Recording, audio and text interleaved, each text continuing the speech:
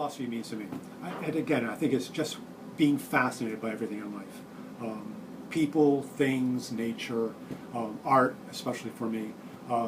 It's always having questions about everything I come into contact with and never being satisfied with the answers I come up with, at least the first ones. The more questions you ask, the more interesting they become. So I think the most important thing really is just this utter fascination.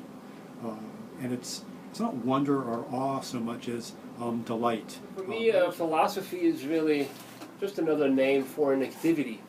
It's an intellectually responsible engagement with questions that are central to human existence. And one could maybe compare it to a kind of intellectual maintenance. Mostly about questions and curiosity. And I think it's really at the heart of liberal education in the sense that liberal education is for free people. And as philosophers, we can ask a question about anything, we can look into any problem, we can really push our knowledge to the limits, push our analysis to the limits. We can do this with old books, we can do this with new books, and really get a lot of perspective from other thinkers.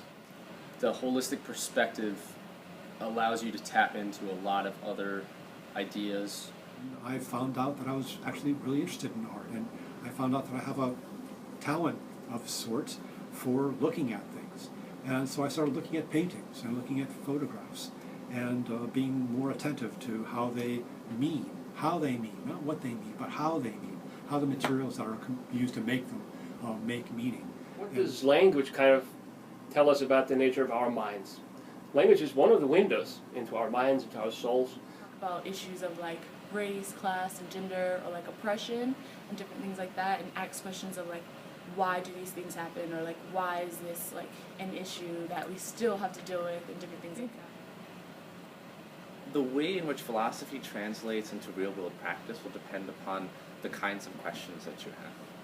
I ended up as a lawyer. I've been a lawyer for 48 years, and I think the analytic skills and the disciplinary skills and the critical thinking that came from philosophy were extremely useful in that field. Well, like I said, again, I'm a double major in political science, so I think the kind of overlap in political theory and political philosophy really helped me to kind of analyze things in a more succinct manner. What advice would you give someone who's considering a philosophy major? I think that taking an upper level philosophy in an area that interests you is really beneficial. It really kind of I took the philosophy of music because I've always been a big fan of music, and I took that in my freshman spring, and that really got me excited about philosophy through a medium that I was already passionate about. It's fascinating to me that there's this tribe of sorts on the planet that is just fascinated with life. It's a marvelous community of people who are devoted to talking to each other and thinking about big ideas, and it's just great to spend time with you.